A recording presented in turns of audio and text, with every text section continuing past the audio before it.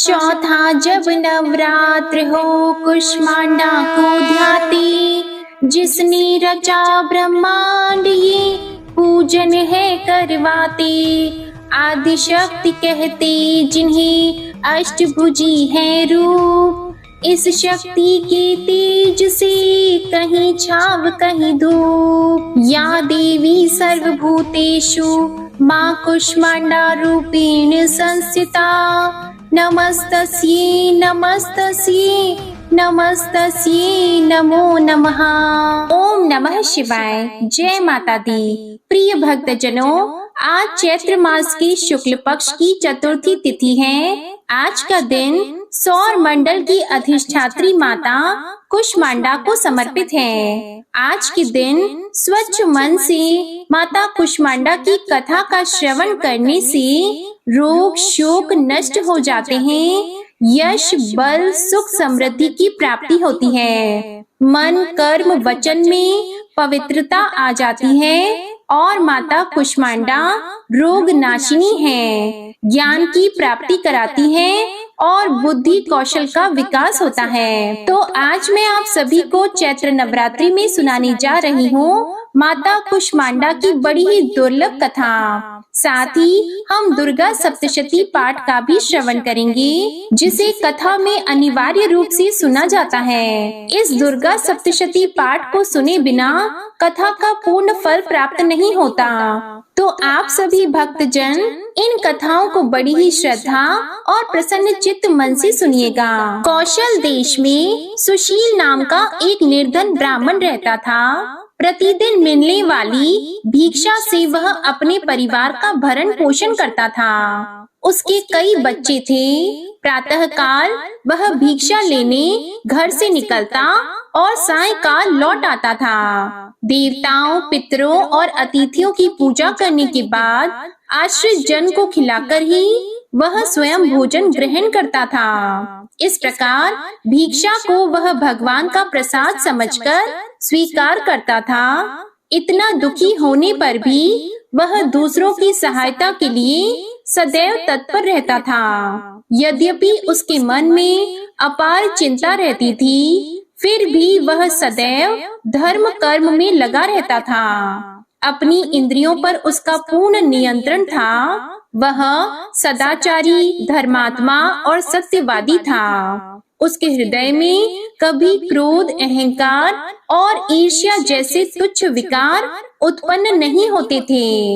एक बार उसके घर के पास सत्यव्रत नामक एक तेजस्वी ऋषि आकर ठहरे। वे एक प्रसिद्ध तपस्वी थे। मंत्रों और विद्याओं का ज्ञाता उनके समान आसपास दूसरा कोई नहीं था। शीघ्र ही अनेक व्यक्ति उनके दर्शनों को आने लगे। सुशील के हृदय में भी उनसे मिलने की इच्छा जागृत हुई और वह उनकी सेवा में उपस्थित हुआ। सत्यव्रत को प्रणाम कर वह बोला, ऋषिवर, आपकी बुद्धि अत्यंत विलक्षण है। आप अनेक शास्त्रों, विद्याओं और मंत्रों के ज्ञाता हैं। मैं एक निर्धन, दरिद्र और असहाय ब्राह्मण हूँ। कृपया मुझे बताइए कि मेरी दरिद्रता किस प्रकार समाप्त हो सकती है। उसने आगे कहा कि मुनिवर, आपसे यह पूछने का केवल इतना ही अभिप्राय है कि मुझ में कुटुंब का भरण पोषण करने की शक्ति आ जाए। धन के अभाव के कारण मैं उन्हें समुचित सुविधाएं और अन्य सुख नहीं दे पा रहा हूँ। हे दयानिधान, तप, दान, व्रत, मंत्र अथवा जप, आप कोई ऐसा उपाय बताने का कष्ट करें जिससे कि मैं अपने परिवार का यथोचित भरण पोषण कर सकूं। मुझे केवल इतने ही धन की इच्छा है जिससे कि मेरा परिवार सुखी हो जाए। यह सुनकर सत्यव्रत ऋषि ने सुशील को भगवती दुर्गा की महिमा बताते हुए नवरात्रि व्रत करने का परामर्श दिया। महर्षि सत्यव्रत ने आगे कहा, हे ब्राह्मण, मैं तुम्हें माता कुष्मांडा की कथा का श्रवण कराता हूँ, इसलिए तुम उसे भली भांति मन लगाकर और साफ स्वच्छ मन से श्रद्धा भाव से उसे श्रवण करो। इसको श्रवण करने मात्र से व्यक्ति की अनेक दुखों का नाश होता है, उसे सुख समृद्धि की प्राप्ति होती है और मन में माता के प्रति भक्ति भाव जागृत होता है। तो हे ब्राह्मण, आज तुम माता कुष्मांडा की कथा का श्रवण करो और माँ भगवती के गुणों को गाओ। यह उस समय की बात है जब ब्रह्मांड अंधकार से भरे हुए एक शून्य के समान था, लेकिन फिर एक दिव्य प्रकाश की किरण चारों ओर फैली अंधेरे उजालों में परिवर्तित होने लगा। उस प्रकाश की कोई सीमा नहीं थी। सहसा प्रकाश एक दिव्य देवी के रूप में बदल गया। वह कोई और नहीं बल्कि स्वयं देवी कुष्मांडा थी। अपनी मंद हल्की हंसी के साथ अंड यानी ब्रह्मांड को उत्पन्न करने के कारण इस देवी को कुष्मांडा नाम से संबोधित किया गया। देवी कुष्मांडा की मुख मुस्कान के कारण ब्रह्मांड का जन्म हुआ है। हे ब्राह्मण, उन्होंने ही पृथ्वी, सभी ग्रहों, चंद्र, सूर्य, तारे और आकाश तथा आकाश गंगाओं को अस्तित्व में लाया। संसार में जीवन बनाए रखने के लिए सूर्य देवता की आवश्यकता थी, तो माता कुष्मांडा ने अपने आप को सूर्य में समाहित कर दिया। सूर्य संसार में जीवन का पर्याय है, तो देवी उनकी शक्ति है। माता कुष्मांडा ही समस्त जीवन का स्रोत है। जब वह सूर्य भगवान के मूल में रहती है, तो देवी का अलौकिक तेज दिनकर को जीवन प्रदान करने की क्षमता देती है। कुष्मांडा देवी के बिना सूर्य शक्तिहीन है। यह देवी की ही शक्ति है। कुष्मांडा देवी ही शक्तिशाली है। इनसे ही जग रोशन है। यह केवल एकमात्र ऐसी देवी है जो सूर्य मंडल के भीतर के लोक में निवास करती हैं। इनकी पूजा करके व्यक्ति अनेक कष्टों और पापों को दूर कर सकता है। हे ब्राह्मण सुशील, माता कुष्मांडा की स्तुति करने से आयु, यश, शक्ति, बुद्धि इन सब का विकास होता है और साथ ही सभी रोगों से मुक्ति मिलती है। सभी तरह की नकारात्मक शक्तियाँ दूर हो जाती हैं और सभी तरह के कष्ट और समस्याओं का समाधान होता है। इनकी पूजा करने से सुख, समृद्धि और उन्नति प्राप्त होती है। दुख, विपत्ति और कष्ट से मुक्ति मिल जाती है। साथ ही ज्ञान की भी प्राप्ति होती है। बुद्धि कौशल का विकास होता है। आगे महर्षि सत्यव्रत ने माता कुष्मांडा के गुणों का बखान करते हुए कहा कि हे ब्राह्मण, माता कुष्मांडा का रूप अलौकिक है। माता कुष्मांडा की 8 भुजाएं हैं, इसलिए ये अष्टभुजा कहलाई। इसी के साथ हाथों में कमंडल, धनुष, बाण, कमल, पुष्प, अमृत, पूर्ण कलश, चक्र तथा गदा है।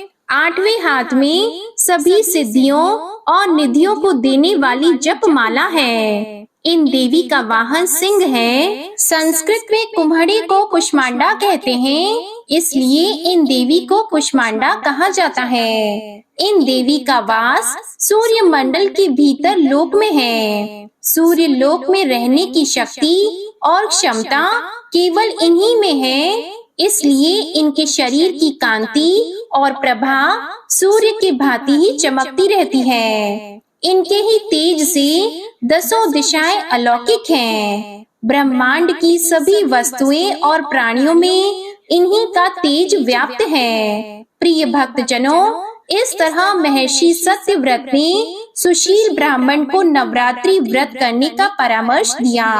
सुशील ब्राह्मण ने सत्यव्रत को अपना गुरु बनाकर उनसे माया बीज नामक भुवनेश्वरी मंत्र की दीक्षा ली। इसके बाद नवरात्रि व्रत रखकर उस मंत्र का नियमित जप आरंभ कर दिया।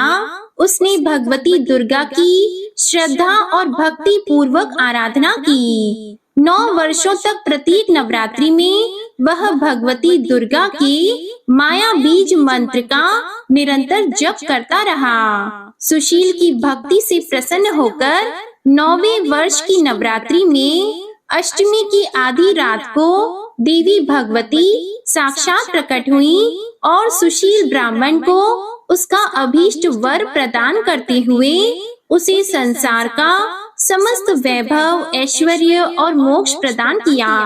इस प्रकार भगवती दुर्गा ने प्रसन्न होकर अपने भक्त सुशील के सभी कष्टों को दूर कर दिया और उसे अतुल धन संपदा, मान सम्मान और समृद्धि प्रदान की। प्रेम से बोलिए माता कुष्मांडा की जय, दुर्गा माता की जय। ओम नमः शिवाय। प्रिय भक्तजनों, आइए अब सुनते हैं माता दुर्गा की दूसरी कथा।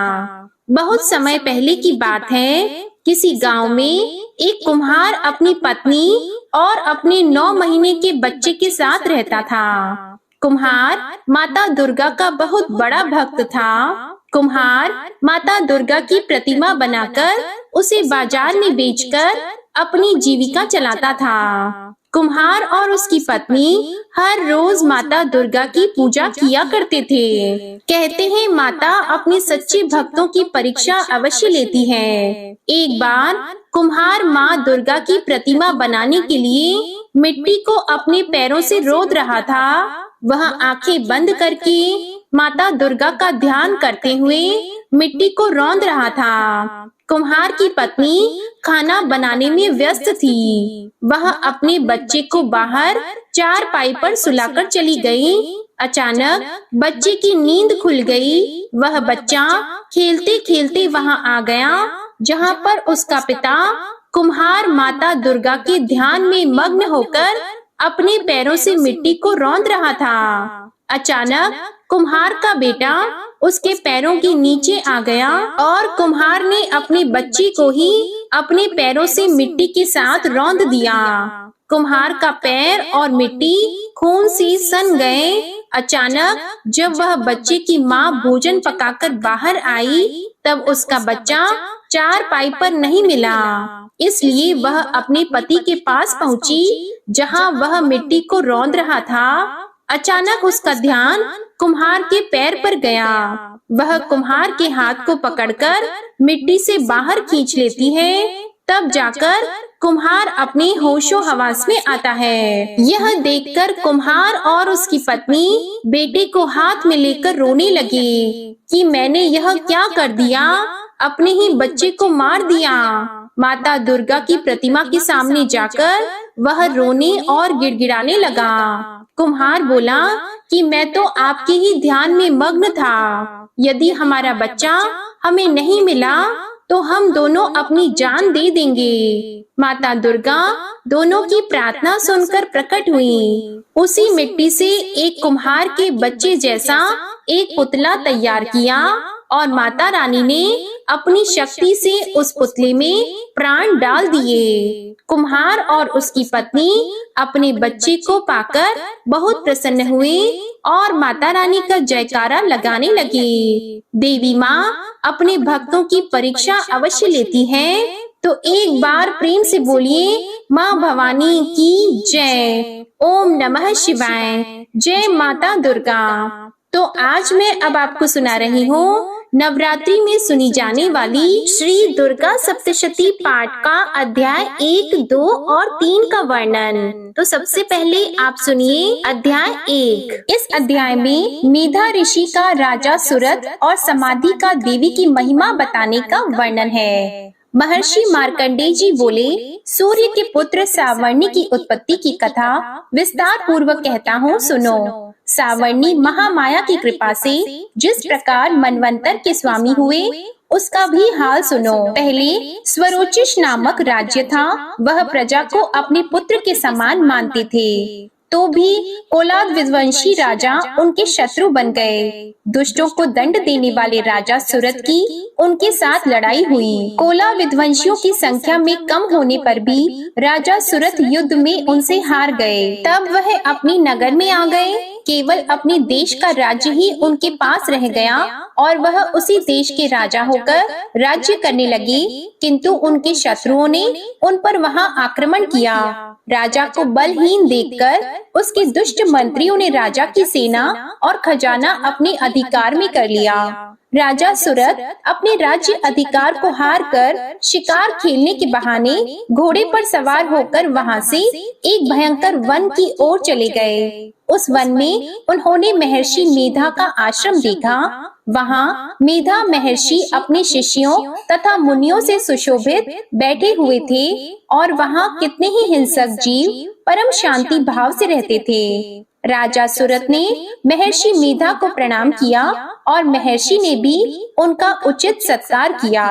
राजा सुरथ महर्षि के आश्रम में कुछ समय तक ठहरे। अपने नगर की ममता के आकर्षण से राजा अपने मन में सोचने लगे, पूर्व काल में पूर्वजों ने जिस नगर का पालन किया था वह आज मेरे हाथ से निकल गया। मेरे दुष्ट एवं दुरात्मा मंत्री मेरे नगर की अब धर्म से रक्षा कर रहे होंगे या नहीं। मेरा प्रधान हाथी जो कि सदा मद की वर्षा करने वाला और शूरवीर था, मेरे वैरियों के वश में होकर न जाने क्या दुख भोग रहा होगा। मेरे आज्ञाकारी नौकर जो मेरी कृपा से धन और भोजन पाने से सदैव सुखी रहते थे और मेरे पीछे पीछे चलते थे, वह अब निश्चय ही दुष्ट राजाओं का अनुसरण करते होंगे तथा मेरे दुष्ट एवं दुरात्मा मंत्रियों द्वारा व्यर्थ ही धन को व्यय करने से संचित किया हुआ मेरा खजाना एक दिन अवश्य खाली हो जाएगा। इस प्रकार की बहुत सी बातें सोचता हुआ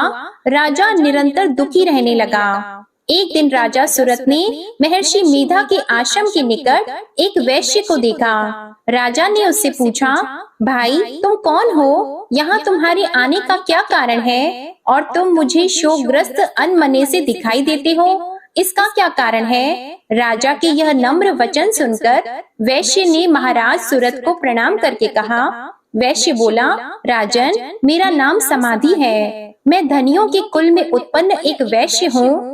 मेरे दुष्ट स्त्री पुत्र आदिकों ने लोभ से मेरा सब धन छीन लिया है और मुझे घर से निकाल दिया है। मैं इस तरह से दुखी होकर इस वन में चला आया हूँ और यहाँ रहता हुआ मैं इस बात को भी नहीं जानता कि अब घर में इस समय सब कुशल हैं या नहीं। यहाँ मैं अपने परिवार का आचरण संबंधी कोई समाचार भी नहीं पा सकता कि वह घर में इस समय कुशल पूर्वक है या नहीं। मैं अपने पुत्रों के संबंध में यह भी नहीं जानता कि वह सदाचारी है या दुराचार में फंसे हुए हैं। राजा बोले, जिस धन के लोभी स्त्री पुत्रों ने तुम्हें घर से निकाल दिया है, फिर भी तुम्हारा मन उनसे क्यों प्रेम करता है? वैश्य ने कहा, मेरे विषय में आपका ऐसा कहना ठीक है, किंतु मेरा मन इतना कठोर नहीं है। यद्यपि उन्होंने धन के लोभ में पड़कर पितृ स्नेह को त्याग कर मुझे घर से निकाल दिया है, तो भी मेरे मन में उनके लिए कठोरता नहीं आती। हे महामते, मेरा मन फिर भी उनमें क्यों फंस रहा है? इस बात को जानता हुआ भी मैं नहीं जान रहा। मेरा चित्त उनके लिए दुखी है। मैं उनके लिए लंबी लंबी सांसें ले रहा हूँ। उन लोगों में प्रेम नाम को नहीं है, फिर भी ऐसे निस्नेहियों के लिए मेरा हृदय कठोर नहीं होता।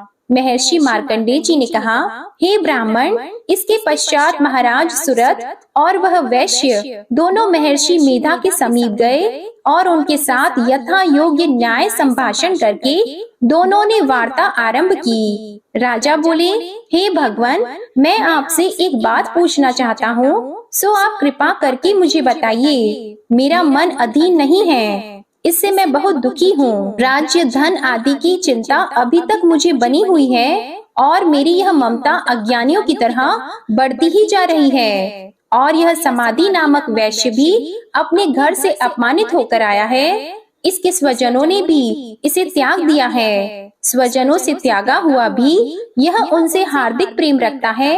इस तरह हम दोनों ही दुखी हैं। हे महाभाग, उन लोगों के अवगुणों को देखकर भी हम दोनों के मन में उनके लिए ममता जनित आकर्षण उत्पन्न हो रहा है। हमारे ज्ञान रहते हुए भी ऐसा क्यों है? अज्ञानी मनुष्यों की तरह हम दोनों में यह मूर्खता क्यों है? महर्षि मेधा ने कहा, विषम मार्ग का ज्ञान सब जंतुओं को है। सबों के लिए विषय अलग अलग होते हैं। कुछ प्राणी दिन में नहीं देखते और कुछ रात को, परंतु कई जीव ऐसे हैं जो दिन तथा रात दोनों में देख सकते हैं। यह सत्य है कि मनुष्यों में ज्ञान प्रधान है, किंतु केवल मनुष्य ही ज्ञानी नहीं होता।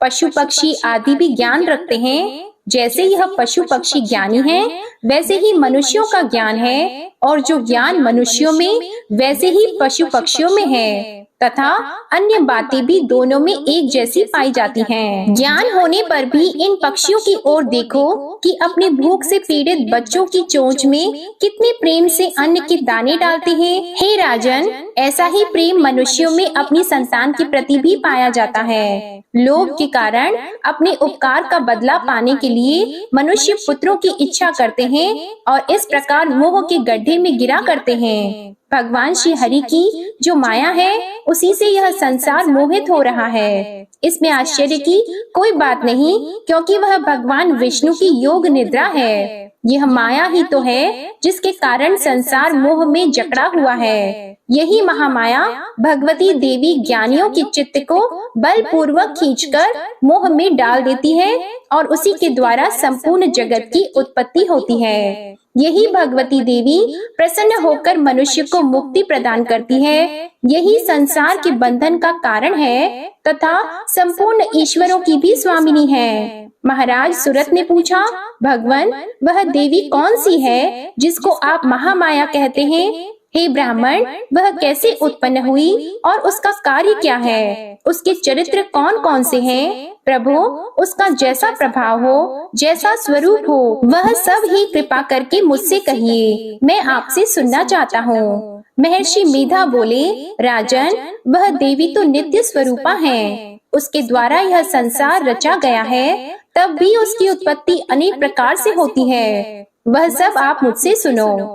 वह देवताओं का कार्य सिद्ध करने के लिए प्रकट होती हैं। उस समय वह उत्पन्न हुई कहलाती हैं। संसार को जलमय करके जब भगवान विष्णु योग निद्रा का आश्रय लेकर शेष शैया पर सो रहे थे, तब मधु कैटभ नाम के 2 असुर उनके कानों के मैल से प्रकट हुए और वह श्री ब्रह्मा जी को मारने के लिए तैयार हो गए। श्री ब्रह्मा जी ने जब उन दोनों को अपनी ओर आते देखा और यह भी देखा कि भगवान विष्णु योग निद्रा का आश्रय लेकर सो रहे हैं, तो वह उस समय श्री भगवान को जगाने के लिए उनके नेत्रों में निवास करने वाली योग निद्रा की स्तुति करने लगे। श्री ब्रह्मा जी ने कहा, हे देवी, तुम ही स्वाहा, तुम ही स्वधा और तुम ही वष्टकार हो। स्वर भी तुम्हारा ही स्वरूप है, तुम ही जीवन देने वाली सुधा हो। नित्य अक्षर प्रणव में अकार, उकार, मकार, इन तीनों में माताओं के रूप में तुम ही स्थित हो। इनके अतिरिक्त जो बिंद पथ अर्ध मात्रा है, जिसका कि विशेष रूप से उच्चारण नहीं किया जाता है, हे देवी, वह भी तुम ही हो। हे देवी, संध्या, सावित्री और परजननी तुम ही हो। तुम इस विश्व को धारण करने वाली हो। तुमने ही इस जगत की रचना की है और तुम ही इस जगत का पालन करने वाली हो। तुम ही कल्प के अंत में सबको भक्षण करने वाली हो। हे देवी, जगत की उत्पत्ति के समय तुम सृष्टि रूपा होती हो, पालन काल में स्थित रूपा होती हो और कल्प के अंत में संहार रूप धारण कर लेती हो। तुम ही महाविद्या, महामाया, महामेधा, महारात्रि और मोहरात्रि हो। श्री ईश्वरी और बोध स्वरूपा बुद्धि भी तुम ही हो। लज्जा, पुष्टि, तुष्टि, शांति और क्षमा भी तुम ही हो। तुम खड़ग धारिणी, शूल धारिणी घोर रूपा तथा गदा, चक्र, शंख और धनुष को धारण करने वाली हो। बाण, भुशुंडी और परिग यह भी तुम्हारे ही अस्त्र हैं। तुम सौम्य और सौम्यतर हो। यही नहीं बल्कि जितनी भी सौम्य तथा सुंदर वस्तुएं इस संसार में हैं, उन सबसे बढ़कर सुंदर तुम हो। पर और अपर सबसे पर रहने वाली सुंदर तुम ही हो। हे स्वरूपी देवी, जो भी सत असत पदार्थ हैं और उनमें जो शक्ति है, वह भी तुम ही हो। ऐसी अवस्था में भला तुम्हारी स्तुति कौन कर सकता है? इस संसार की सृष्टि, पालन और संहार करने वाले जो भगवान हैं, उनको भी जब तुमने निद्रा के वशीभूत कर दिया है, तो फिर तुम्हारी स्तुति कौन कर सकता है? मुझे भगवान विष्णु और भगवान शंकर को शरीर धारण कराने वाली तुम ही हो। तुम्हारी स्तुति करने की शक्ति किसमें है?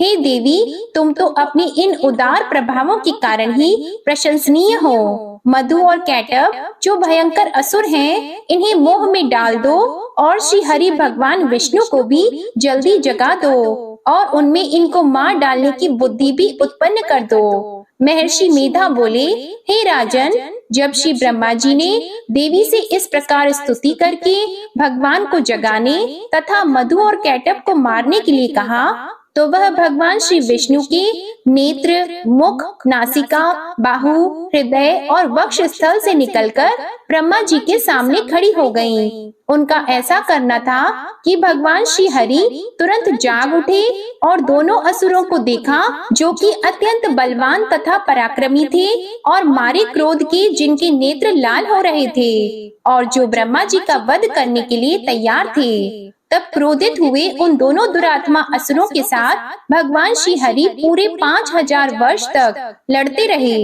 एक तो वह अत्यंत बलवान तथा पराक्रमी थे, दूसरी महामाया ने भी उन्हें मोह में डाल रखा था। अतः वह श्री भगवान से कहने लगे, हम दोनों तुम्हारी वीरता से अत्यंत प्रसन्न हैं, तुम हमसे कोई वर मांगो। तब भगवान ने कहा, यदि तुम मुझ पर प्रसन्न हो तो अब तुम मेरे हाथों से मर जाओ, बस इतना सा ही वर मैं तुमसे मांगता हूँ। यहाँ दूसरे वर से क्या प्रयोजन है? महर्षि मेधा बोले, इस तरह से जब वह धोखे में आ गए और अपने चारों ओर जल ही जल देखा, तो भगवान श्री हरि से कहने लगे, जहाँ पर जल न हो, सूखी जमीन हो, उसी जगह हमारा वध कीजिए। महर्षि मेधा कहते हैं, तथास्तु कहकर भगवान श्री हरि ने उन दोनों को अपनी जांघ पर लिटाकर उन दोनों के सिर काट डाले। इस तरह से यह देवी श्री ब्रह्मा जी की स्तुति करने पर प्रकट हुई थी। अब तुमसे उनके प्रभाव का वर्णन करता हूँ, सुनो। जय जगत जननी माँ, जय अम्बे भवानी। ओम नमः शिवाय। प्रिय भक्त जनों, प्रथम अध्याय का पाठ समाप्त हुआ।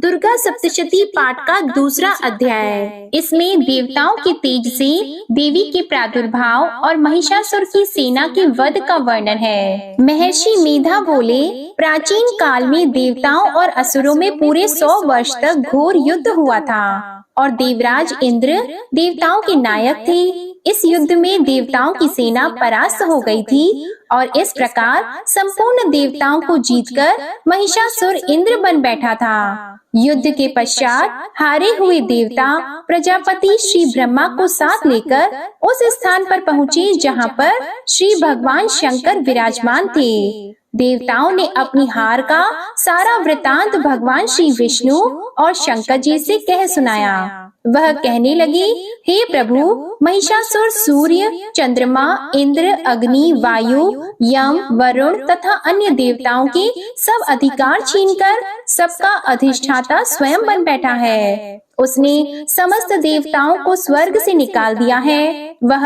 मनुष्यों की तरह पृथ्वी पर विचर रहे हैं। दैत्यों की सारी करतूत हमने आपको सुना दी है और आपकी शरण में इसलिए आए हैं कि आप उनके वध का कोई उपाय सोचें। देवताओं की बातें सुनकर भगवान श्री विष्णु और शंकर जी को दैत्यों पर बड़ा गुस्सा आया। उनकी भौहें तन गईं और आंखें लाल हो गईं। गुस्से में भरे हुए भगवान विष्णु के मुख से बड़ा भारी तेज निकला और उसी प्रकार का तेज भगवान शंकर जी, ब्रह्मा और इंद्र आदि दूसरी देवताओं के मुख से प्रकट हुआ।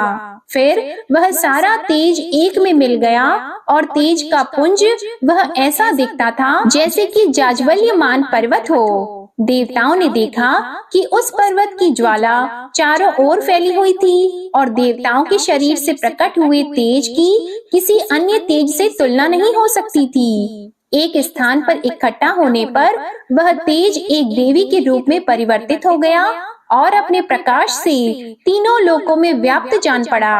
वह भगवान शंकर का तेज था। उससे देवी का मुख प्रकट हुआ। यमराज के तेज से उसके शरीर के बाल बने। भगवान श्री विष्णु के तेज से उसकी भुजाएं बनी और चंद्रमा के तेज से दोनों स्तन और इंद्र के तेज से जंघा तथा पिंडली बनी और पृथ्वी के तेज से नितंब भाग बना। ब्रह्मा के तेज से दोनों चरण और सूर्य के तेज से उनकी अंगुलियां पैदा हुईं। वसुओं के तेज से हाथों की अंगुलियां एवं कुबेर के तेज से नासिका बनी। प्रजापति के तेज से उसके दांत और अग्नि के तेज से उसके नेत्र बने। संध्या के तेज से उसकी भौहें और वायु के तेज से उसके कान प्रकट हुए थे। इस प्रकार उस देवी का प्रादुर्भाव हुआ था। महिषासुर से पराजित देवता उस देवी को देखकर अत्यंत प्रसन्न हुए। भगवान शंकर जी ने अपने त्रिशूल से एक त्रिशूल निकालकर उस देवी को दिया और भगवान विष्णु ने अपने चक्र में से एक चक्र निकालकर उस देवी को दिया। वरुण ने देवी को शंख भेंट किया, अग्नि ने इसे शक्ति दी, वायु ने उसे धनुष और बाण दिए, सहस्त्र नेत्रों वाले श्री देवराज इंद्र ने उसे अपने वज्र से उत्पन्न करके वज्र दिया और ऐरावत हाथी का एक घंटा उतारकर देवी को भेंट किया। यमराज ने उसे काल दंड में से एक दंड दिया, वरुण ने उसे पाश दिया, प्रजापति ने उस देवी को स्फटिक की माला दी और ब्रह्मा जी ने उसे कमंडलू दिया।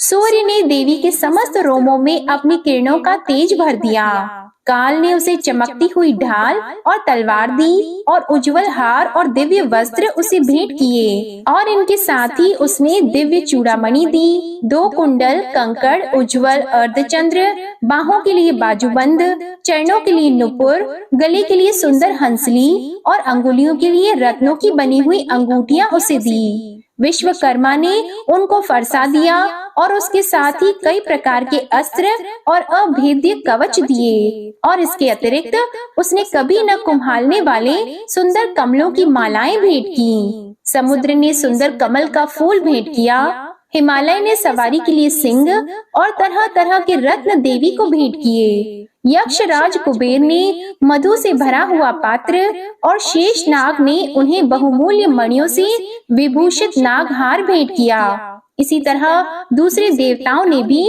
उसे आभूषण और अस्त्र देकर उसका सम्मान किया। इसके पश्चात देवी ने उच्च स्वर से गर्जना की। उसके इस भयंकर नाद से आकाश गूंज उठा। देवी का वह उच्च स्वर से किया हुआ सिंहनाद समा न सका। आकाश उनके सामने छोटा प्रतीत होने लगा। उससे बड़े जोर की प्रतिध्वनि हुई जिससे समस्त विश्व में हलचल मच गई और समुद्र कांप उठे, पृथ्वी डोलने लगी और सबके सब पर्वत हिलने लगे। देवताओं ने उस समय प्रसन्न होकर सिंह वाहिनी जगतमयी देवी से कहा, देवी तुम्हारी जय हो। इसके साथ महर्षियों ने भक्ति भाव से विनम्र होकर उनकी स्तुति की। संपूर्ण त्रिलोकी को शोक मग्न देखकर दैत्यगण अपनी सेनाओं को साथ लेकर और हथियार आदि सजाकर उठ खड़े हुए। महिषासुर के क्रोध की कोई सीमा नहीं थी। उसने क्रोध में भरकर कहा, यह सब क्या उत्पात है। फिर वह अपनी सेना के साथ उस ओर दौड़ा जिस ओर से भयंकर नाद का शब्द सुनाई दिया था और आगे पहुंचकर उसने देवी को देखा जो कि अपनी प्रभा से तीनों लोगों को प्रकाशित कर रही थी। उसके चरणों के भार से पृथ्वी दबी जा रही थी। माथे के मुकुट से आकाश में एक रेखा सी बन रही थी और उसके धनुष के टंकार से सब लोग क्षुब्ध हो रहे थे।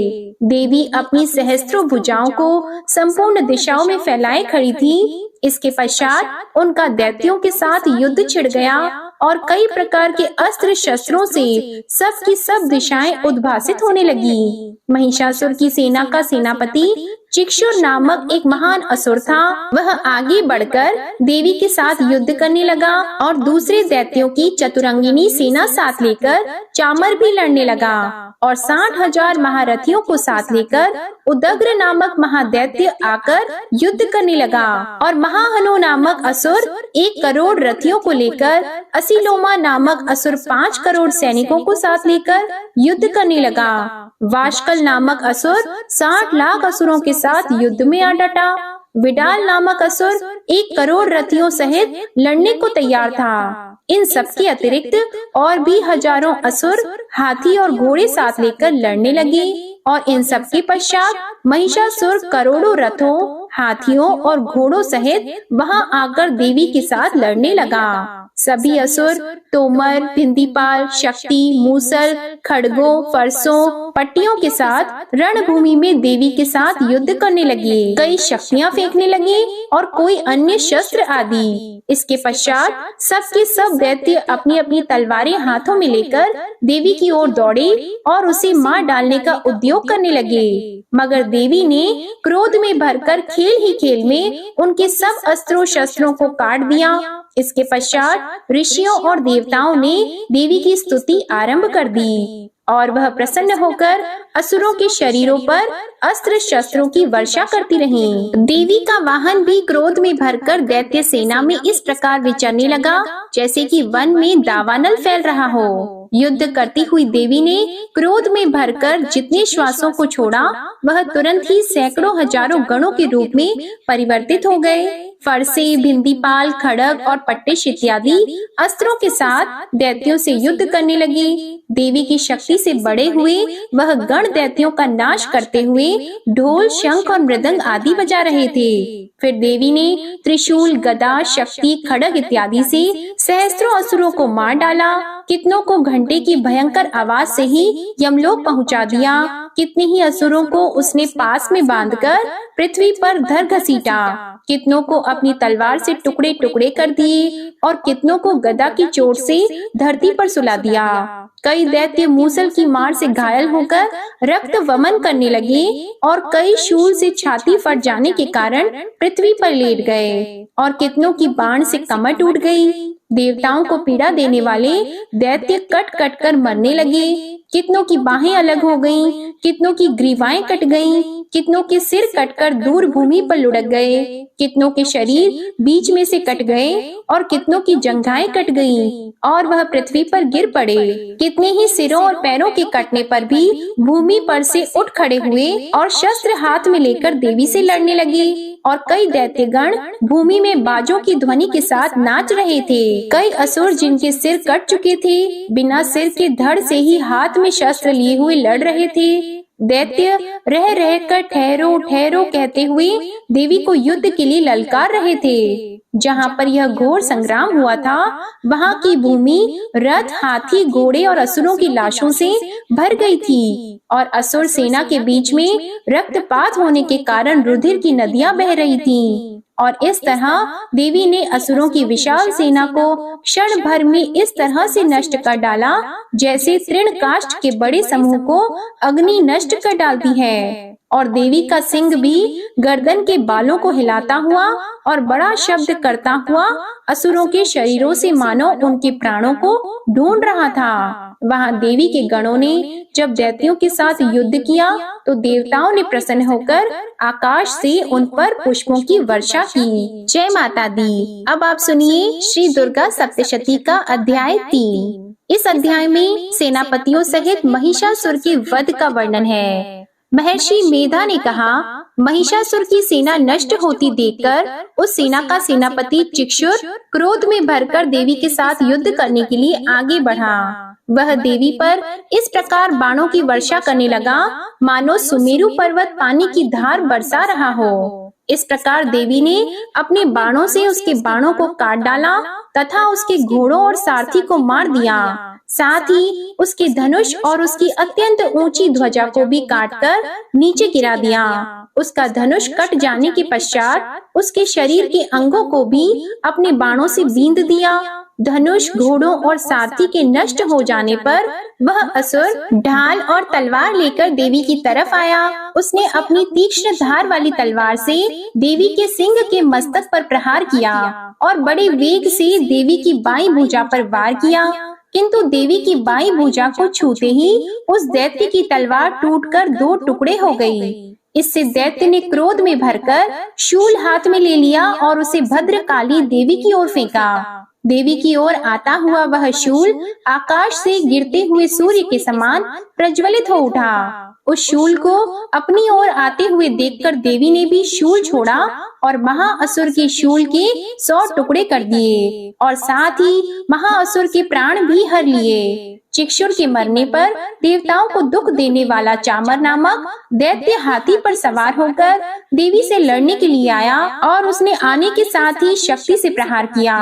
किंतु देवी ने अपनी हुंकार से ही उसे तोड़कर पृथ्वी पर डाल दिया। शक्ति को टूटा हुआ देखकर दैत्य ने क्रोध से लाल होकर शूल को चलाया, किंतु देवी ने उसको भी काट दिया। इतने में देवी का वह सिंह उछलकर हाथी के मस्तक पर सवार हो गया और दैत्य के साथ बहुत ही तीव्र युद्ध करने लगा। फिर वह दोनों लड़ते हुए हाथी पर से पृथ्वी पर आ गिरे और दोनों बड़े क्रोध से लड़ने लगे। फिर सिंह बड़े जोर से आकाश की ओर उछला और जब पृथ्वी की ओर आया तो अपने पंजे से चामर का सिर धड़ से अलग कर दिया। क्रोध से भरी हुई देवी ने शिला और वृक्ष आदि की चोटों से उदग्र को भी मार दिया। कराल को दांतों, मुक्कों और थप्पड़ों से चूर्ण कर डाला। क्रोधित हुई देवी ने गदा के प्रहार से उद्यत दैत्य को मार गिराया। भिंदी पाल से वाष्प कल को बाणों से ताम्र तथा अंधक को मौत के घाट उतार दिया। तीनों नेत्रों वाली परमेश्वरी ने त्रिशूल से उग्रास्य, उग्रवीर्य और महाहनु नामक राक्षसों को मार गिराया। उसने अपनी तलवार से विडाल नामक दैत्य का सिर काट डाला तथा अपने बाणों से दुर्धर और दुर्मुख राक्षसों को यमलोक को पहुंचा दिया। इस प्रकार जब महिषासुर ने देखा कि देवी ने मेरी सेना को नष्ट कर दिया है, तो वह भैंसे का रूप धारण कर देवी के गणों को दुख देने लगा। उन गणों में कितनों को उसने मुख के प्रहार से, कितनों को खुरों से, कितनों को पूंछ से, कितनों को सींगों से, बहुतों को दौड़ने के वेग से, अनेकों को सिंहनाद से, कितनों को चक्कर देकर और कितनों को श्वास वायु के झोंकों से पृथ्वी पर गिरा दिया। वह दैत्य इस प्रकार गणों की सेना को गिराकर देवी के सिंह को मारने के लिए दौड़ा। इस पर देवी को बड़ा गुस्सा आया। उधर दैत्य भी क्रोध में भरकर धरती को खुरों से खोदने लगा तथा सींगों से पर्वत को उखाड़ उखाड़ कर धरती पर फेंकने लगा और मुख से शब्द करने लगा। महिषासुर के वेग से चक्कर देने के कारण पृथ्वी क्षुब्ध होकर फटने लगी। उसकी पूंछ से टकराकर समुद्र चारों ओर फैलने लगा। हिलते हुए सींगों के आघात से मेघ खंड खंड हो गए और श्वास से आकाश में उड़ते हुए पर्वत फटने लगे। इस तरह क्रोध में भरे हुए राक्षस को देखकर चंडिका को भी क्रोध आ गया और वह उसे मारने के लिए क्रोध में भर गई। देवी ने पांच फेंककर दैत्य को बांध लिया और उसने बंध जाने पर दैत्य का रूप त्याग दिया और सिंह का रूप बना लिया। और ज्यों ही देवी उसका सिर काटने के लिए तैयार हुई कि उसने पुरुष का रूप बना लिया, जो कि हाथ में तलवार लिए हुए था। देवी ने तुरंत ही अपने बाणों के साथ उस पुरुष को उसकी तलवार ढाल सहित बींध डाला। इसके पश्चात वह हाथी के रूप में दिखाई देने लगा और अपनी लंबी सूंड से देवी के सिंग को खींचने लगा और गरजने लगा। देवी ने अपनी तलवार से उसकी सूंड काट डाली। तब राक्षस ने एक बार फिर भैंसे का रूप धारण कर लिया और पहले की तरह चर अचर जीवों सहित समस्त त्रिलोकी को व्याकुल करने लगा। इसके पश्चात क्रोध में भरी हुई देवी बारंबार उत्तम मधु का पान करने लगी और लाल लाल नेत्र करके हंसने लगी। उधर बलवीर्य तथा मद से क्रोधित हुआ दैत्य भी गरजने लगा। अपने सींगों से देवी पर पर्वतों को फेंकने लगा। देवी अपने बाणों से उसके फेंके हुए पर्वतों को चूर्ण करती हुई बोली, ओ मूढ़, जब तक मैं मधुपान कर रही हूँ तब तू गरज ले और इसके पश्चात मेरे हाथों तेरी मृत्यु हो जाने पर देवता गरजेंगे। महर्षि मेधा ने कहा। यों कहकर देवी उछलकर उस दैत्य पर जा चढ़ी और उसको अपने पैर से दबाकर शूल से उसके गले पर आघात किया। देवी के पैर से दबने पर भी दैत्य अपने दूसरे रूप से अपने मुख से बाहर होने लगा। अभी वह आधा ही बाहर निकला था कि देवी ने अपने प्रभाव से उसे रोक दिया। जब वह आधा निकला हुआ ही दैत्य युद्ध करने लगा तो देवी ने अपनी तलवार से उसका सिर काट डाला। इसके पश्चात सारी राक्षस सेना हाहाकार करती हुई वहां से भाग खड़ी हुई और सब देवता अत्यंत प्रसन्न हुए तथा ऋषियों महर्षियों सहित देवी की स्तुति करने लगे। गंधर्व राज गान करने लगे तथा अप्सराएं नृत्य करने लगी। प्रेम से बोलिए जय माँ दुर्गा, जय माता अंबिका, ओम नमः शिवाय। प्रिय भक्त जनों, दुर्गा सप्तशती का अध्याय 3 समाप्त हुआ। उम्मीद करती हूँ आज की ये कथा आपको बेहद पसंद आई होगी। अगर पसंद आई हो तो वीडियो को लाइक कीजिएगा, शेयर कीजिएगा और हमारी चैनल को सब्सक्राइब कीजिएगा और कमेंट में जय माता कुष्मांडा, जय माता दी, जय माँ दुर्गा अवश्य लिखिएगा। आपका जीवन सुख समृद्धि से भरा रहे और आप सदा निरोगी रहें। इसी कामना के साथ आज आपसे विदा लेते हैं। मिलते हैं नेक्स्ट वीडियो में, तब तक के लिए आप सभी को मेरा नमस्कार।